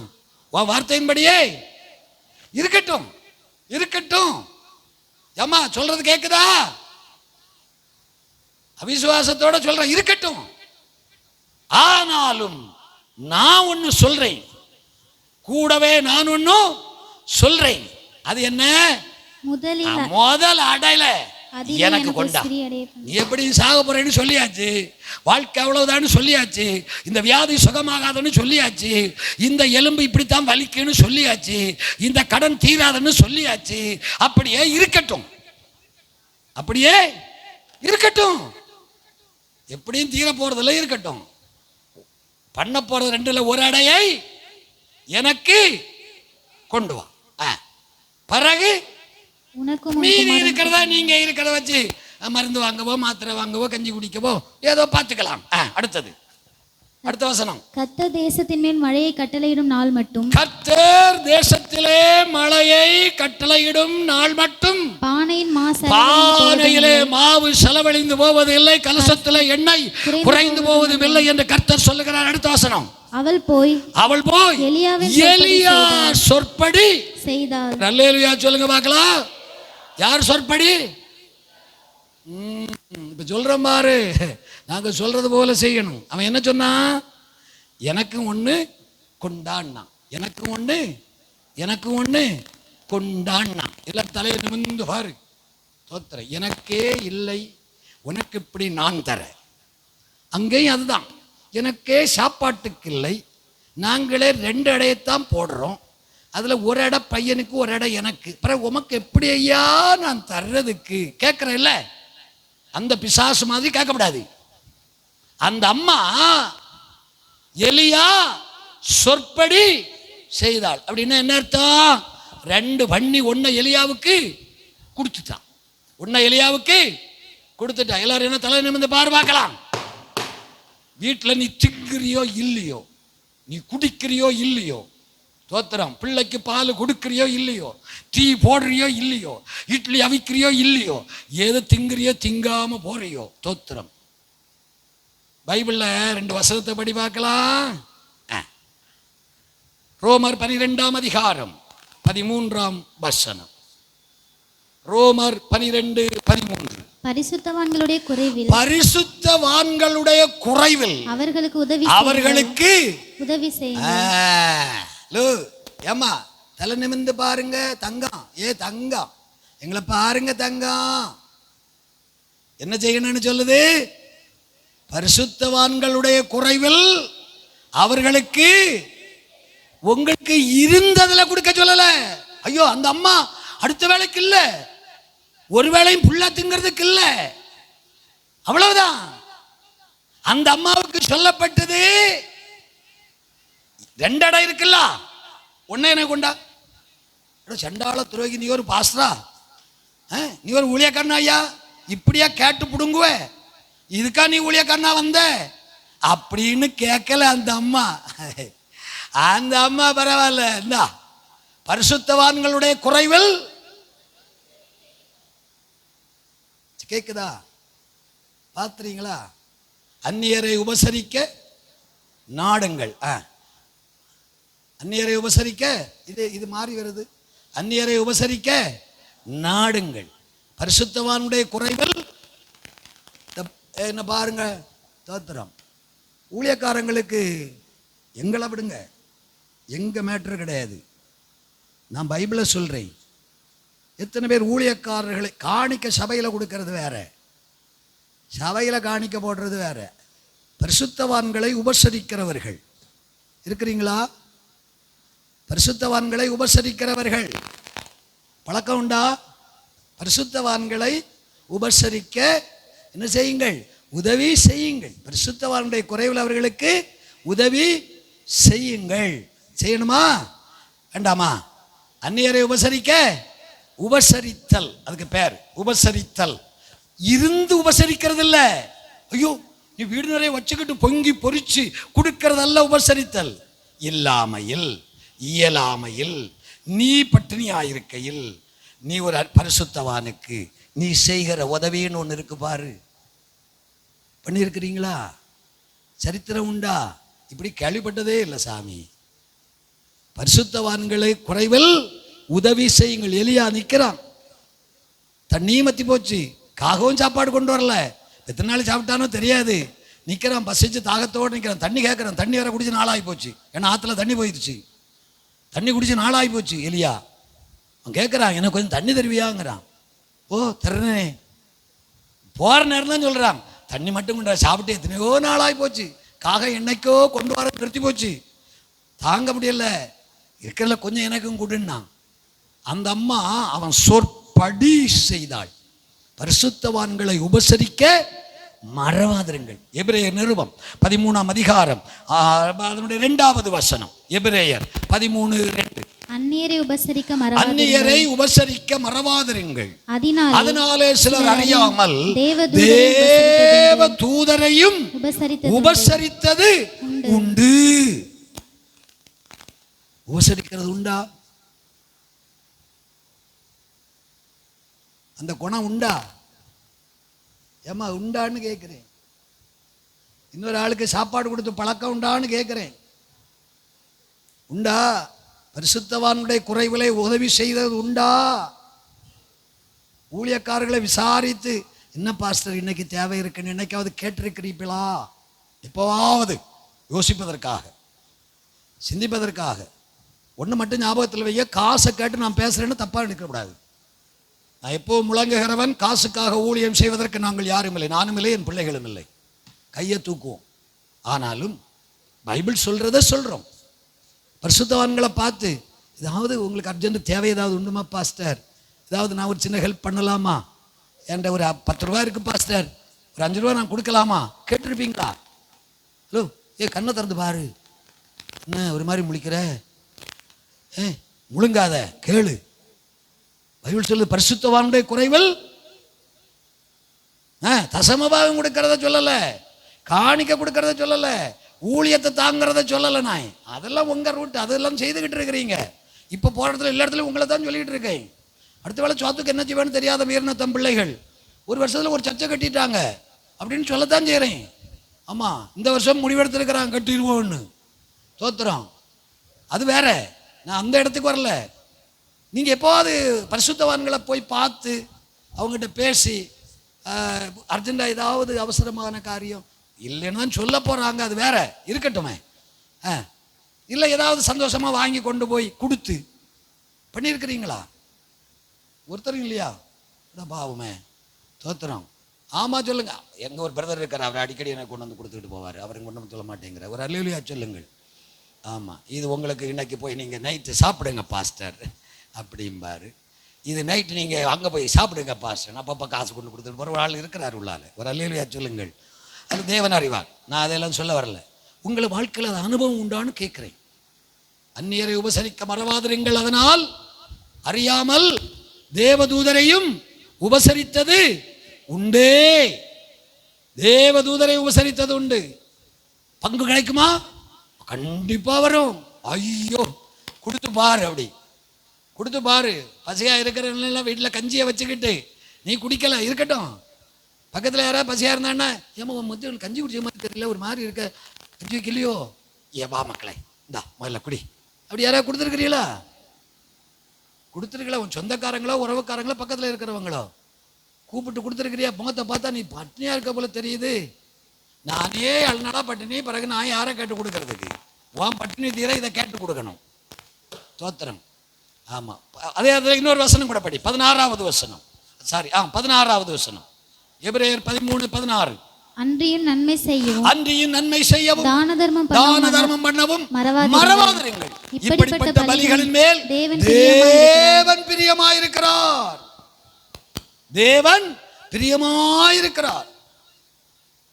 ஏழைகளுக்கு பண்ணக்கூடிய உபசரித்தல், அதுக்கு பேர் உபசரித்தல். ஒரே வார்த்தை நான் சொல்லுவேன். நமக்கு கலாத்தியல சொல்லுகிறார், விசுவாச குடும்பத்தார் பரிசுத்தவான்களுக்கு முதல் பங்கு, அதுக்கு பிறகு மற்றவர்களுக்கு. 2வது இடத்துல மற்றவர்கள் இருக்கிறார்கள். முதல் இடத்துல பரிசுத்தவான்களும் தேவ பிள்ளைகளும் இருக்கிறார்கள். 2வது இடத்துல வெளியே இருக்கிற மக்கள் இருக்கிறார்கள். நம்முடைய உபசரிப்புகள், அம்மா இது ஒன்றும் பெரிய மேட்டரே கிடையாது. நல்ல கவனி. தோத்திரம் தோத்திரம். தனியாட்டு எப்போவாது இதுவரை பண்ணாட்டா பண்ணி பாருங்கள். அவருக்கு என்ன குறை, அதை நீங்கள் பார்க்காதீங்க, அதை நீங்கள் பார்க்காதீங்க. சில நேரங்களில் திக்கு முக்காடிடுவேன் நான் எல்லாம். ஆனால் கர்த்தர் இந்த நேரத்தில் யாரையாவது அனுப்பிடுவார். அனுப்பி திக்கு முக்காடி நிற்போம், கர்த்தர் வழியை திறந்துடுவார், அது காரியம் நடக்கும். எனக்கு குறை ஒன்றும் இல்லை, சொல்கிறேன். உங்கள் ஆசீர்வாதத்துக்கான ஒரு வழி. பரிசுத்தவான்களுடைய குறைவிலே உதவி செய்யுங்கள். ஒரு வசனம் கூட வாசித்துக்கிட்டு ஓடிடுவோம். எபிரேயர் 6ஆம் அதிகாரம் 10வது வசனம். எபிரேயர் 6:10. ஏனென்றால் உங்கள் கிரியையும் நீங்கள் பரிசுத்தவான்களுக்கு ஊழியம் செய்ததினாலும். ஆண்டவருக்கு ஊழியம் செய்றீங்க, ஆண்டவருடைய ஊழியம் நீங்க தாராளமா செய்துகிட்டு இருக்கிறீங்க. இன்னொரு ஊழியத்துக்கு பேர் யாருக்கு ஊழியம்? பரிசுத்தவான்களுக்கு. இந்த பிள்ளைகள் எல்லாம் வந்து துணியெல்லாம் துவச்சி எடுத்து கொடுக்குறாங்க, அது பரிசுத்தவான்களுக்கு செய்கிற ஊழியம். புரியுதா? வீட்டில் வந்து பாத்திரங்கள் எல்லாம் கழுவி கொடுக்குறீங்க, அது பரிசுத்தவான்களுக்கு செய்கிற ஊழியம். பாஸ்ரமா பலவீனமாக இருக்கிறாங்க, நம்ம சப்போர்ட் பண்ணுறோம். பரிசுத்தவான்களுக்கு செய்கிற ஊழியம். 10 ரூபா கொடுக்கலாம், நீங்கள் ஒரு பொருள் வாங்கி கொடுக்கலாம், ஒரு ஹெல்ப் பண்ணலாம், எதை செய்தாலும் பரிசுத்தவான்களுக்கு செய்கிற ஊழியம் அப்படின்னு ஒரு ஊழியம் இருக்குது. புரியுதா? ஆண்டவருக்காக நம்ம ஊழியம் செய்கிறோம், சபைக்காக ஊழியம் செய்கிறோம், ஆத்துமாக்களுக்காக ஊழியம் செய்கிறோம். நிறைய வழிகளில் நம்ம கர்த்தருடைய வேலையில் பங்கெடுத்திருக்கிறோம். பரிசுத்தவான்களுக்கு செய்கிற ஒரு ஊழியம். அது என்ன சொல்கிறாரு? பரிசுத்தவான்களுக்கு ஊழியம் செய்ததினாலும் செய்து வருகிறதினாலும். விடல, அன்னைக்கு செய்தாங்க, இன்னைக்கும் செய்கிறாங்க.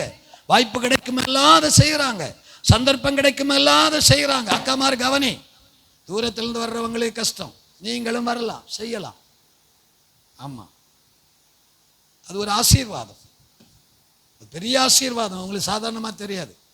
செய்ததாலும் தமது நாமத்திற்கு காண்பித்த அன்புள்ள பிரயாசத்தை மறக்க தேவன் அநீதி உள்ளவர் அல்லவே. அடுத்த வசனம், நீங்கள் அசதியாயிராமல் வாக்குத்தத்தமான ஆசீர்வாதங்களை விசுவாசத்தினாலும் நீடிய பொறுமையினால் சுதந்திரிக் கொள்ள பின்பற்றுகிறவர்களாய் இருந்த. அடுத்த வசனம், உங்களுக்கு நம்பிக்கையை குறித்து பூரண நீங்களே அவர் முடிவு அப்படி ஜாக்கிரதை காண வேண்டி ஆசையா இருக்கிறோம். அடுத்த வசனம், ஆபிரகாமுக்கு தேவன் வாக்குத்தத்தம் பண்ணின போது ஆணையிடும்படி தம்மிலும் பெரியவர் ஒருவரும் இல்லை. ஆசீர்வாதம் எங்க வந்து நிக்குது? ஆபிரகாமுக்கு பண்ண வாக்குத்தத்தத்தோட போய் இணையும். அது அப்படியே வரும். அதை பெறுவதற்கு அசதியாயிராதே. அப்படியாக முன்னாலே இருக்கும். அசதியாயிராதீங்க, கவனமாயிரு. பரிசுத்தவான்களுக்கு நீ ஊழியம் செய்வதும் செய்து கொண்டு வருவதும் தேவனுடைய பார்வையில் இருக்கிறது. அவர் அநீதி உள்ள தெய்வம் அல்ல. நீ பரிசுத்தவானுக்கு செய்ததை கணக்கிலே வைத்திருக்கிறார். நீ பொறுமையா வா, அவசரப்படாத. உனக்கு ஆபிரகாமின் வாக்குத்தத்தங்கள் அங்கே எழுதப்பட்டிருக்கிறது. நான் சொல்லி முடிச்சிடுறேன், நேரம் ஆயிடுச்சு. கவனிங்க. தொழுகை, ஆராதனை, தேடுதல், முழு இருதயத்தோடு தேவனுடைய வார்த்தை வசனம் கேட்கிறது மாத்திரமல்ல. 4, பரிசுத்தவான்களுக்கு, தேவையோடு இருக்கிற கஷ்டத்தில் இருக்கிற மக்களுக்கு உபசரிக்க. நானும் கஷ்டத்தில் தான் இருக்கிறேன், அது வேற. நான் இந்த ஊழியத்தில் இன்றைக்கு இப்படி நின்று இந்த ஆசீர்வாதங்களை நான் தாராளமாய் அனுபவிக்க ஒரு காரணம், ஸ்தோத்திரம். என்ன பாரு, இப்போ எங்களுக்கு சொந்தமாக வீடில் இதெல்லாம் மிஷனுக்கு சொந்தமானது. இந்த இடம் எல்லாம் மிஷனுக்கு சொந்தமானது. நாங்கள் அனுபவிக்கிறோம், அவ்வளவுதான். பாஸ்டருக்கு வீடு கிடையாது, அது ஒரு பக்கம் கிடக்கட்டும். அன்னைக்கு ஆரம்ப காலத்தில் ரட்சிக்கப்பட்ட புதுசில் அப்போ இந்த மாதிரி வீடுகளும் எங்களுக்கு கிடையாது. ஓலை குடிசை, தென்னை ஓலை குடிசை. காலேஜ் படிக்கிற காலங்கள்லாம் தென்னை ஓலை குடிசை தான். பிள்ளைகள் காலேஜ் படித்தாங்க, தென்னை ஓலை குடிசை. பிரதர் சொல்லுவார், நாங்கள் ஒரு நல்ல வீடு வச்சுக்கிட்டு உங்களை கூப்பிட்டு உங்களுக்கு நாங்கள் விருந்து வைக்கணும். நாங்கள் வீடை கண்டதெல்லாம் இப்போ தான், வீடெல்லாம் இன்னைக்கு தான் பார்த்துருக்குறோம். கீழே குப்பையிலேயே படுத்து கிடந்தோம். கடல் மணல், கன்னியாகுமரிக்கு வந்திருப்பீங்க, அந்த மணல் தான். சாணி வர மழுகலை, மண் சுவர் கிடையாது, சுற்றி ஓலை சீத்தை வச்சு தான் மறைச்சிருந்தோம். டோரு ஓலை கீத்தில் தான் போட்டிருந்தோம். வீட்டுக்கு வாசல் தென்னை ஓலை கீத்தில் தான் போட்டிருந்தோம். காலேஜ் படிச்சுக்கிட்டு இருக்க காலத்தில், தொட்டில் கிடந்த காலம் இல்லை, எல்லாம் வாலிப பிள்ளைகளா கம்பீரமாக நின்ற காலத்தில். வீட்டில் 7 கட்டில் கிடையாது, 2 கட்டில், ஒரு சிங்கிள் கட்டில், ஒரு டபுள் கட்டில், கீழே தான் படுக்கணும். அப்போது நான் எடுத்திருந்த தீர்மானம் தெரியுமா? கொஞ்சம் ஊழியக்காரங்க உண்டு, கஷ்டப்படுற ஊழியக்காரங்க, என்னோட ஃப்ரெண்ட்ஸு. சாப்பாட்டுக்கே கஷ்டப்படுவாங்க, வருமானம் இல்லாமல் ஆத்துமாக்கள் ரொம்ப குறைவாக இருக்கிற சபையில் ஊழியக்காரங்க.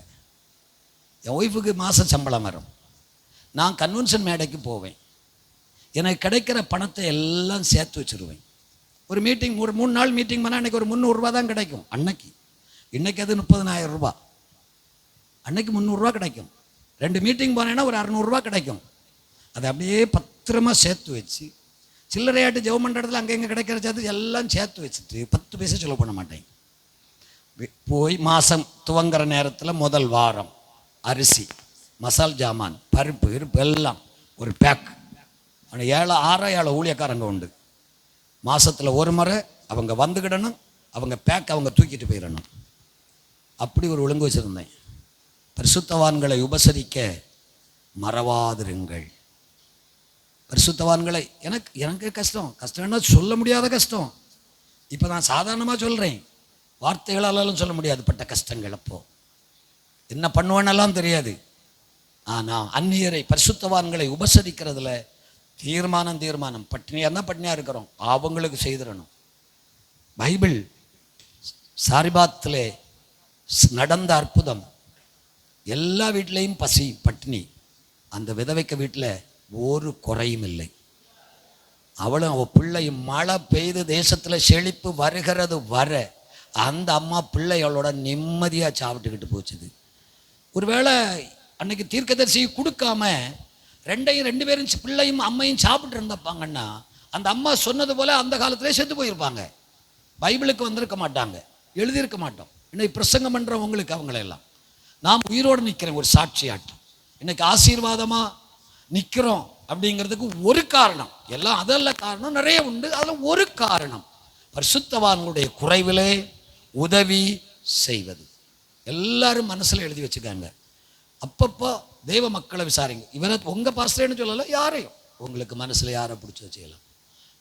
போய் பார்த்து இல்லை ஒரு பொருளை வாங்கி கொண்டு கொடுத்து சந்தோஷப்படுத்துங்கள். பைபிள் அதற்கு ஒரு ஆசீர்வாதம். குறைவு நிறைவாகும் ஒரு அற்புதமான இடம். கொஞ்சோல மாவு இருந்த பானை, கொஞ்சோல எண்ணெய் இருந்த அந்த கலசம் குறைவில்லாமல் நிரம்பிக்கொண்டே இருந்தது. தேவனை காலையில் அந்த கிருபையை உங்களுக்கு தருவாராக. நேரம் ரொம்ப ஆயிடுச்சு போல இருக்குது. ஒரு வசனத்தை வாசித்து நம்ம ஜெபம் பண்ணுவோம். உபாகமம் 2ஆம் அதிகாரம் 7ஆம் வசனத்தை வாசித்து நம்ம ஜெபிக்க போகிறோம். உபாகமம் 2:7. உன் தேவனாகிய கர்த்தர் உன் கை கிரியைகளில் எல்லாம் உன்னை ஆசீர்வதித்து வருகிறார். இந்த பெரிய வனாந்தரத்திலே நீ நடந்து வருகிறதை அறிவார். நீ நடந்து வருவதை அறிவது. வனாந்தரத்தில் கஷ்டமான காலம். வனாந்தரம் என்ன சுகமான இடமா? நீ வருகிற வாழ்க்கை பயணம் கஷ்டம்தான். நீ வருவதை அந்த கஷ்டமான பாதையில நீ குடும்பத்தை நடத்திக்கிட்டு வாழ்க்கையை நடத்தி கொண்டு வருவதை கர்த்தர் அறிவார். இந்த 40 இந்த 40 வருஷமாக உன் தேவனாகிய கர்த்தர் உன்னோடு இருந்தார். உனக்கு ஒன்றும் ஒரு குறையும் வரல. அந்தந்த வேலைக்கு ஏதோ தந்து நீ சாப்பிட்டு தான் உறங்கி இருக்கிற. அல்லேலூயா சொல்லுங்க பார்க்கலாம். மான மறைக்க ஒரு துணி உனக்கு தந்து இருக்குது. தோத்திரம். மழை பெய்து ஒழுகிற நேரத்தில் ஒரு கீத்து வாங்கி சொருவி மழை தண்ணி உள்ள வராம இருக்க ஒரு கிருபையை கர்த்தர் தந்திருக்கிறார். மாளிகை கட்டாம இருக்கலாம், ஒருவேளை ருசியானது சாப்பிடாம இருக்கலாம், கோடிகள் தேடாமல் இருக்கலாம். அந்தந்த நேரத்துக்கு உனக்கு என்ன தேவையாத கர்த்தர் குறைவில்லாம 40 வருஷம் கொடுத்திருக்கிறார். உனக்கு ஒன்றும்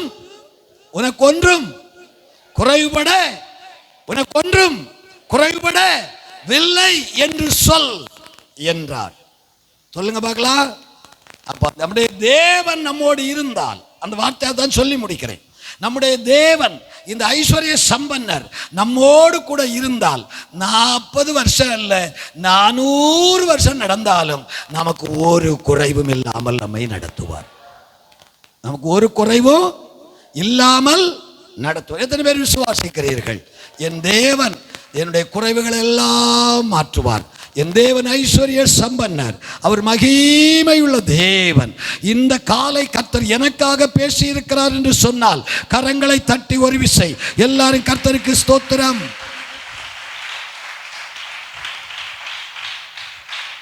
கண்களை மூடலாம். ஸ்தோத்திரம். எத்தனை பேரோடு கர்த்தர் பேசினார்னு எனக்கு தெரியாது. ஆனால் ஆண்டவர் தந்த வார்த்தை அது. சபைக்கு சொல்லும்படி பரிசுத்த ஆவியானவர் சொன்ன வார்த்தை அது. உங்களுக்கு விசுவாசம் இருந்தால் வார்த்தைக்கு செவி கொடுங்கள், கீழ்ப்படியுங்கள், தலை வணங்குங்கள். Praise the Lord. புல்லுள்ள இடங்களிலே என்னை மேய்க்கின்றார். புல்லுள்ள இடங்களிலே என்னை தண்ணீரண்டை கூட்டிச் சென்று தாகம் தீர்க்கின்றார். தண்ணீரண்டை தாகம் தீர்க்கின்றார். சிங்கக்குட்டிகள்